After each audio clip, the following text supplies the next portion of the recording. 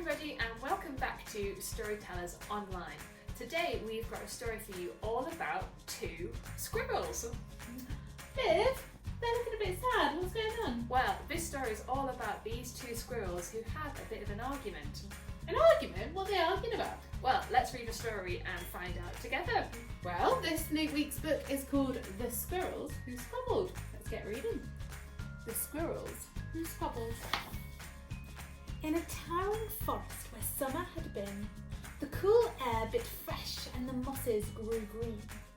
As autumn edged in and the sky raged red, the sleepiest creatures got ready for bed. While up in a tree swung a flighty young squirrel who everyone knew as Spontaneous Cyril. Now most foresty folk had seen to their needs through the plentiful months of mushrooms and seeds. They'd built up their stores so they'd all be well fed through the frosting of winter that glittered ahead. But Cyril, he lived in the now and the here. He'd adventured and partied his way through the year, so his cupboard was empty. His hollow was bare. He hadn't a mouthful of food anywhere. But wait, what was that? Over there, take a look. A single lone pine cone wedged in a nook. He squealed with delight, and for very good reason, for inside were the very last nuts of the season. But Cyril wasn't alone. There were more hungry eyes. Yes, plan-ahead Bruce had his sights on the prize. Though he'd gathered a mountain of bounty hard fought, Bruce was convinced he was one pine cone short. I simply must have it, he wistfully cried, as he dreamt of the fresh, juicy pine nuts inside. So as Cyril set off on his way to the ground, Bruce, he was also last pine cone bound. They sprinted and scurried with no time to gamble. They scratched at the bark in their scampering scramble. But their panic and haste shook the tips of the spruce, and the pine cone, it trembled, and then it came loose. Both squirrels gave chase at lightning pace. This was the start of a wild, nutty race. It's mine, shouted Cyril. No, mine, hollered Bruce. You don't stand a chance. Give up, it's no use. I'm hungry, cried Cyril. This cone is not yours. Stay back, shouted Bruce. This cone's for my stores. He boinged over bushes and flew through the air. It binged on the nose of a slumbering bear. It bounced over boulders and then came to a stop! Then teetered and wobbled and quivered and plop! Both squirrels followed. Oh, the water was fast. Would they learn that they needed each other at last? But each was intent on how he would win, so they didn't quite notice a bird swooping in. Cyril and Bruce, they watched in dismay as their cone disappeared up, and away! Come back, shouted Cyril. There are nuts, exclaimed Bruce. But all hope was gone. There was simply no use. And meanwhile they drifted right up to the ledge. Greed, it was driving them over the edge! Cyril and Bruce, they had taken a fall. They were paying the price for wanting it all. They squandered their chances to team up and share. Would their nutty young hope simply end in despair? Bruised and bedraggled, they swept past dry land. Cyril grabbed a branch with a trembling hand. Catching Bruce with the other, he heaved and he huffed and dragged him to safety with panting and puffs. They stared at the sky, quite lost in deep thought, until Bruce looked at Cyril and let out a snort. How silly we are, he proclaimed, all a jiggle. How greedy I've been, spluttered Bruce with a giggle. We shall change from today. May the squabbling cease. We should celebrate, seeing we're both in one piece. From that day and forward, they made a great pair. They would gather together and found they could share. Yes, Cyril and Bruce knew in the end, the best thing to share is a laugh with your friend. So, next we are going to show you how to make your very own Bruce and Cyril finger puppets. I'm going to show you how to make Bruce, but to make Cyril is exactly the same.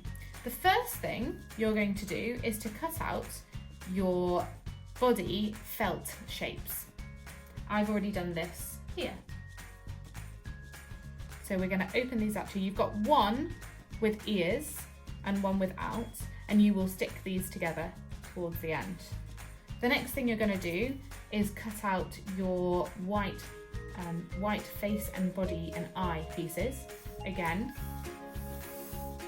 done that here.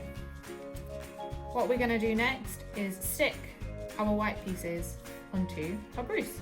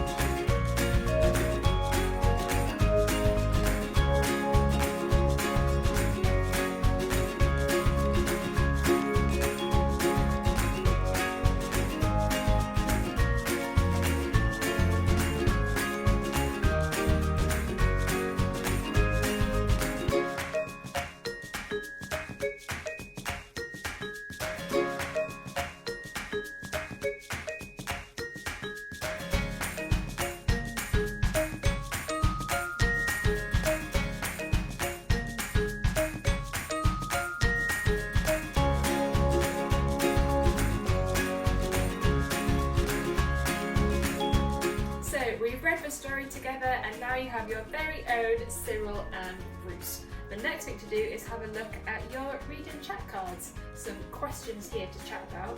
Kerry, I'm going to ask you one. What adventures do you think Cyril and Bruce could go on together next? Well, my puppet here is Cyril, and in the book it says that he is spontaneous Cyril, so I think maybe he could teach Plannerhead Bruce to be a bit more spontaneous, and maybe they could jump on the back of a bird and go flying. Oh wow, that sounds very spontaneous. Let us know what you think at home. What adventures do you think these guys could go on together next? And when you do that, make sure that you take a picture of your finger puppets and put them on social media. If you do, use the hashtag FFLStorytellers. Great! Well, we are looking forward to another story with you guys next week. Thanks, bye! Bye!